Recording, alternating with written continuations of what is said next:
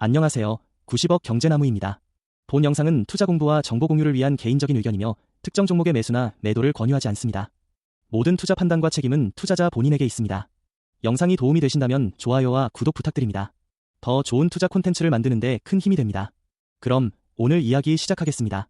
안녕하세요. 90억 경제나무입니다. 미국 주식을 하다 보면 계속 등장하는 말들이 있습니다. FOMC, 물가 2%, 금리 인상, 금리 인하, 그리고 QE, 양적 완화, QT, 양적 긴축. 처음 들으면 전부 다른 이야기처럼 보입니다. 그런데 사실 이건 하나의 이야기입니다. 결론부터 말씀드리겠습니다. 연준은 미국 경제가 너무 뜨거운지, 너무 차가운지를 판단하고 상황에 따라 금리를 올리기도 하고 내리기도 합니다. 금리만으로 부족하면 채권을 대규모로 사들이기도 하고 반대로 그동안 늘어난 자산을 다시 줄이기도 합니다. 쉽게 말하면 미국 경제의 온도를 조절하는 겁니다. 그리고 이런 중요한 통화정책을 결정하는 곳이 바로 FOMC입니다. FOMC를 우리말로 하면 연방공개시장위원회입니다. 이름은 어렵지만 이것까지 외울 필요는 없습니다. 투자자라면 그냥 미국의 중요한 통화정책을 결정하는 회의, 이렇게 기억하시면 됩니다. 정례회의는 보통 1년에 8번 열립니다. 연준 이사들과 지역 연방준비은행 총재들이 참여해서 물가는 어떤지, 고용은 어떤지, 소비는 강한지, 기업 투자는 어떤지, 경제가 너무 빠르게 달리고 있는지, 경기 침체 위험이 커지고 있는지, 금융시장에 문제가 없는지를 살펴봅니다. 그리고 이런 판단을 바탕으로 금리를 올릴지, 그대로 둘지, 내릴지를 결정합니다. 중요한 것은 연준 의장 한 사람이 혼자 마음대로 금리를 결정하는 것은 아니라는 겁니다. FOMC 위원들이 논의하고 투표를 통해 정책을 결정합니다. 그렇다면 연준은 무엇을 가장 중요하게 볼까요? 크게 보면 물가와 고용입니다. 연준에는 물가 안정과 최대 고용이라는 중요한 임무가 있습니다. 물가가 너무 올라서 사람들의 생활이 힘들어지는 것도 막아야 하고 반대로 경제를 너무 강하게 눌러서 실업이 크게 늘어나는 것도 경계해야 합니다.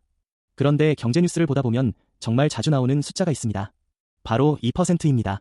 연준은 왜 계속 물가를 2%로 되돌리겠다고 이야기할까요? 여기서 먼저 정확하게 알아둘 것이 있습니다. 연준의 공식적인 2% 목표는 우리가 매달 많이 듣는 CPI가 아니라 PCE 물가지수를 기준으로 한 장기 물가 상승률 2%입니다.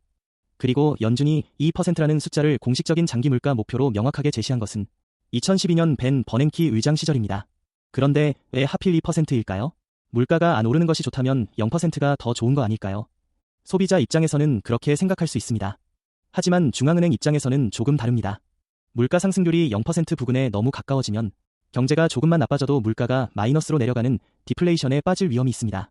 가격이 계속 떨어진다고 생각해 보겠습니다. 사람들이 조금 기다리면 더 싸지겠는데? 하고 소비를 미룰 수 있습니다. 기업은 물건이 잘 팔리지 않습니다. 매출과 이익이 줄어듭니다. 투자를 줄이고 사람을 덜 뽑습니다. 그러면 가계소득이 줄고 소비가 다시 약해질 수 있습니다. 즉, 가격 하락이 오히려 경제를 더 약하게 만드는 악순환이 생길 수도 있습니다. 또 하나가 있습니다. 평상시 물가와 금리 수준이 너무 낮으면 경기 침체가 왔을 때 연준이 금리를 내려서 경제를 살릴 수 있는 공간도 작아집니다. 그래서 연준은 물가가 너무 높지도 않고 그렇다고 디플레이션에 빠질 정도로 낮지도 않은 낮고 안정적인 양의 물가 상승률을 원합니다. 그 기준으로 2%를 사용하는 겁니다. 다만 2%가 자연법칙처럼 정해진 마법의 숫자는 아닙니다. 물가 안정과 경기 대응 능력을 고려해 선택한 정책 목표입니다. 그런데 여기서 또 궁금해집니다. 그렇게 2%가 중요하면 금리를 올려서 그냥 2%까지 낮추면 되는 것 아닐까요? 문제는 물가가 그렇게 말을 잘 듣지 않는다는 겁니다. 특히 한번 올라가면 쉽게 내려오지 않는 물가가 있습니다. 우리가 흔히 말하는 스티키 인플레이션, 즉 끈적끈적한 물가입니다. 국제유가나 일부 상품 가격은 수요와 공급이 바뀌면 비교적 빠르게 움직일 수 있습니다. 하지만 월세, 보험료, 유료비, 외식비, 교육비 같은 서비스 가격은 다릅니다. 이런 분야에는 사람의 임금과 계약 비용이 많이 들어갑니다. 직원의 월급을 300만 원에서 330만 원으로 올렸다고 해보겠습니다. 물가가 조금 내려왔다고 다음 달부터 월급을 다시 300만 원으로 내리기는 어렵습니다. 임대료도 계약 기간 때문에 새로운 가격 변화가 전체 통계에 반영되기까지 시간이 걸립니다. 그래서 물가가 6%에서 4%, 4%에서 3%까지는 비교적 빠르게 내려오다가도 마지막 3%에서 2%로 가는 과정에서는 속도가 느려질 수 있습니다. 연준 입장에서는 여기서 고민합니다. 금리를 너무 빨리 내렸다가 물가가 다시 살아나면 어떻게 하지? 그래서 끈적한 물가가 남아있으면 높은 금리를 생각보다 오래 유지하는 선택을 할 수도 있습니다. 그런데 연준이 항상 같은 방법을 사용했던 것은 아닙니다. 미국 경제가 어떤 문제에 빠졌느냐에 따라 처방은 완전히 달랐습니다. 여기서 역사가 재미있어집니다. 의사에게 환자가 왔다고 생각해 보겠습니다. 40도 고열인 환자와 혈압이 떨어져 쇼크에 빠진 환자에게 같은 약을 줄 수는 없습니다. 연준도 마찬가지였습니다. 먼저 폴 볼커입니다. 1970년대 말 미국은 심각한 인플레이션에 시달렸습니다. 석유 가격이 크게 올랐고 물가가 계속 상승했습니다. 그런데 더 무서운 문제가 있었습니다. 사람들이 앞으로도 물가는 계속 오를 것이다 라고 믿기 시작한 겁니다. 노동자는 생각합니다. 내년에 물가가 많이 오를 텐데 월급도 더 올려줘야 하지 않을까? 기업도 생각합니다. 임금과 원재료 가격이 계속 오를 테니 제품 가격도 미리 올려야겠다. 그러면 임금이 오르고 가격이 오르고 다시 임금 인상 요구가 커지고 다시 가격이 올라갈 수 있습니다. 1979년 연준 의장이 된 폴 볼커는 강한 처방을 선택합니다. 통화량과 은행 준비금 증가를 강하게 억제하면서 통화 정책을 크게 긴축했습니다. 그 과정에서 연방기금 금리는 1981년 한때 20%에 가까운 수준까지 치솟았습니다. 지금 우리가 5% 금리도 높다고 말하는 것과 비교하면 얼마나 강력한 긴축이었는지 알 수 있습니다. 당연히 부작용도 컸습니다. 주택시장과 기업 투자가 위축됐고 경기 침체가 왔고 실업도 크게 증가했습니다. 그런데 볼커가 잡으려고 했던 것은 단순히 오늘의 물가 숫자만이 아니었습니다. 사람들의 인플레이션 기대였습니다. 연준은 결국 물가를 못 잡을 것이다 라는 생각을 연준은 정말 물가를 잡을 것이다 라는 믿음으로 바꾸려 했던 겁니다. 볼커의 전략을 한 문장으로 정리하면 고통스럽더라도 인플레이션 기대부터 꺾는다 라고 볼 수 있습니다. 그런데 2008년에는 완전히 다른 문제가 생겼습니다. 이번에는 물가 폭등이 아니라 금융 시스템 자체가 무너질 위험이었습니다. 주택시장 거품이 무너지고 금융기관들이 흔들렸고 리먼 브라더스까지 파산했습니다. 은행들은 서로를 믿지 못하기 시작했습니다. 돈을 빌려주는 것 자체를 꺼리기 시작한 겁니다. 경제의 혈액이라고 할 수 있는 신용이 막히기 시작한 겁니다. 당시 연준 의장은 벤 버냉키였습니다. 버냉키의 연준은 금리를 계속 내렸습니다. 결국 기준금리를 사실상 0% 부근까지 낮췄습니다. 그런데 문제가 있습니다. 금리가 이미 거의 0%인데도 경제가 살아나지 않습니다. 더 이상 금리를 크게 내릴 수도 없습니다. 그러면 무엇을 할 수 있을까요? 여기에서 등장하는 것이 QE, 양적 완화입니다. 뉴스에서는 흔히 연준이 돈을 찍었다 라고 표현합니다. 이렇게 들으면 연준이 지폐를 잔뜩 찍어서 사람들 통장에 직접 넣어주는 것처럼 느껴집니다. 실제로는 조금 다릅니다. 연준은 미국 국채나 주택저당증권 같은 금융자산을 시장에서 대규모로 사들입니다. 그러면 질문이 생깁니다. 연준은 그 채권을 무슨 돈으로 살까요? 일반 은행처럼 어디선가 돈을 빌려오는 것이 아닙니다. 연준은 채권을 사는 과정에서 은행들이 연준에 가지고 있는 계좌에 새로운 준비금을 만들어 지급합니다. 준비금이라는 말이 어렵죠? 우리가 은행에 통장을 가지고 있는 것처럼 시중은행도 연준에 자기 계좌를 가지고 있다고 생각하시면 됩니다. 그 계좌에 있는 자금이 은행 준비금입니다. 우리가 ATM에서 꺼내는 일반 예금과는 다르고 은행들이 서로 결제하거나 연준과 거래할 때 사용하는 은행 시스템 안의 결제용 자금에 가깝습니다. 예를 들어 연준이 국채 1억 달러어치를 샀다고 해보겠습니다. 연준은 국채를 가져갑니다. 그리고 거래를 처리한 은행의 연준 계좌에는 준비금이 늘어납니다. 그러면 연준은 국채를 더 많이 가지게 되고 은행 시스템에는 준비금이 늘어납니다. 연준의 대차대조표도 커집니다. 그런데 채권을 판 곳이 꼭 은행일 필요는 없습니다. 펀드나 연기금이 채권을 팔 수도 있습니다. 그 경우에는 판매한 기관의 은행 예금이 늘어나고 그 거래를 처리한 은행의 연준 준비금도 늘어나는 구조라고 이해하시면 됩니다. 하지만 여기에서 아주 중요한 오해가 있습니다. 은행 준비금이 늘었다고 해서 그 돈이 그대로 사람들의 대출이나 주식시장으로 들어가는 것은 아닙니다. 은행이 대출을 늘리려면 돈을 빌리려는 사람도 있어야 하고 은행도 그 사람이나 기업에게 돈을 빌려줘도 괜찮다고 판단해야 합니다. 그래서 연준이 1조 달러를 풀었으니 1조 달러가 그대로 주식시장으로 들어갔다. 이렇게 생각하면 너무 단순합니다. QE의 중요한 효과는 금융시장 전체의 금리와 금융여건을 완화하는 데 있습니다. 그렇다면 연준이 채권을 사면 왜 금리가 내려갈까요? 여기서 채권의 기본 원리 하나만 알면 됩니다. 채권 가격과 채권 수익률은 반대로 움직입니다. 아주 단순하게 이자 수익률만 놓고 예를 들어보겠습니다. 매년 5만 원의 이자를 주는 채권이 있다고 해보겠습니다. 가격이 100만 원이라면 100만 원을 투자해서 5만 원을 받으니까 약 5%입니다. 그런데 연준 같은 큰 손이 채권을 대규모로 사기 시작합니다. 채권을 사려는 수요가 늘면서 가격이 110만 원까지 올라갔다고 해보겠습니다. 그런데 이 채권이 주는 이자는 여전히 5만 원입니다. 100만 원을 주고 5만 원 받던 것을 이제 110만 원을 주고 5만 원을 받는 겁니다. 그러면 새로 사는 투자자의 수익률은 낮아집니다.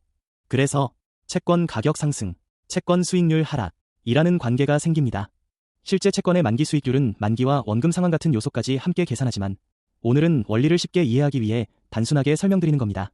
연준이 국채를 대규모로 매입하면 특히 장기 국채 수익률을 낮추는 방향으로 힘이 작용할 수 있습니다. 그런데 미국 국채금리는 국채시장 안에서만 끝나는 숫자가 아닙니다. 기업이 회사채를 발행할 때도, 주택담보대출 금리가 결정될 때도, 다른 장기 금융상품의 금리가 정해질 때도 중요한 기준점 역할을 합니다. 그래서 장기 국채금리가 내려가면 기업의 자금 조달 비용이나 주택담보대출 같은 장기금리에도 낮아지는 압력이 전달될 수 있습니다. QE에는 또 하나의 효과가 있습니다. 연준이 국채를 대규모로 사들이면서 국채 수익률이 낮아졌다고 해보겠습니다. 투자자는 생각합니다. 안전자산에서 받을 수 있는 수익이 너무 낮아졌는데? 그러면 일부 투자자들은 회사채나 주식 같은 다른 금융자산으로 눈을 돌릴 수 있습니다. 이것을 어렵게는 포트폴리오 재조정 효과라고 합니다. 쉽게 말하면 안전자산에서 받을 수 있는 수익이 낮아지니까 조금 더 위험을 감수해서 다른 자산의 수익을 찾아가는 겁니다. 그래서 QE는 국채 시장뿐 아니라 회사채와 주식, 부동산 같은 자산 가격에도 영향을 줄 수 있습니다. 하지만 QE를 하면 주식이 무조건 오른다. 이렇게 외우면 안 됩니다. QE를 한다는 것 자체가 경제가 심각하게 나쁘거나 금융 시스템이 흔들리고 있다는 뜻일 수도 있기 때문입니다. 그래서 버냉키 시대의 전략을 한 문장으로 정리하면 금리만으로 부족하면 연준의 대차대 조표까지 사용한다. 입니다. 그리고 바로 버냉키 의장 시절인 2012년 FOMC는 PCE 기준 장기 물가 상승률 2%를 공식 목표로 명시합니다. 그 다음은 제닛 옐런입니다. 옐런이 연준 의장이 됐을 때는 2008년 금융위기의 가장 위험한 순간은 지나갔고 고용과 경제도 조금씩 회복되고 있었습니다. 하지만 기준금리는 여전히 낮았고 QE로 인해 연준의 대차대 조표는 크게 늘어나 있었습니다. 이제 질문이 바뀝니다. 언제 정상으로 돌아갈 것인가? 너무 빨리 금리를 올리면 살아나던 경제가 다시 꺾일 수 있습니다. 반대로 너무 늦으면 경제가 과열되거나 금융시장의 과도한 위험 추구가 커질 수 있습니다.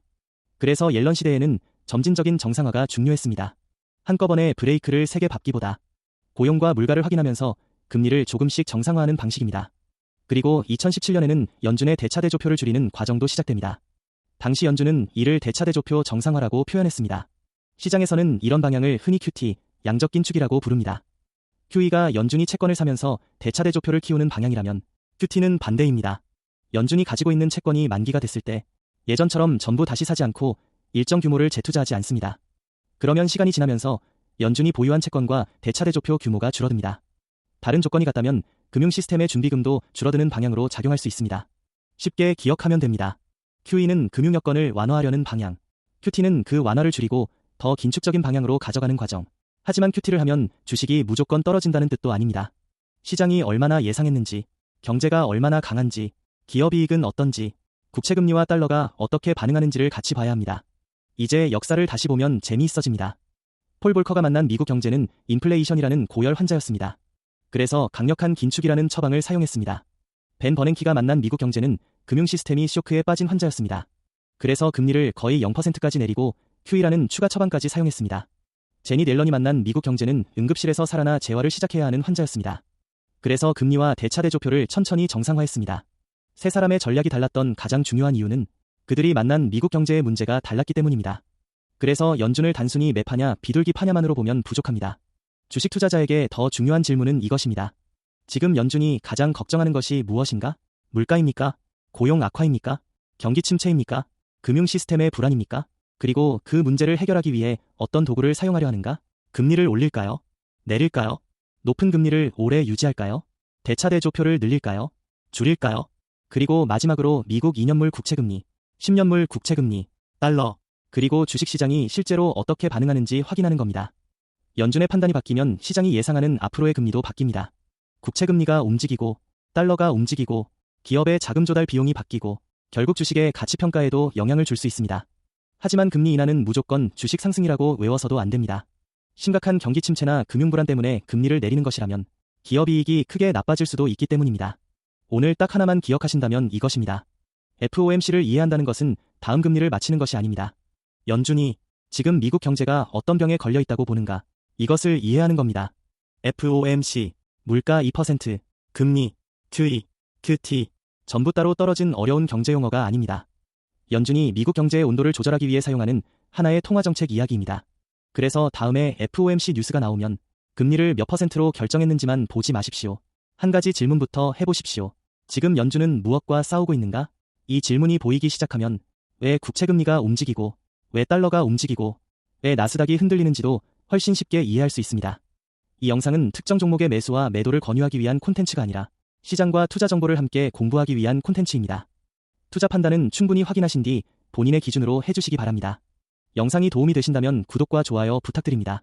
90억 경제나무였습니다.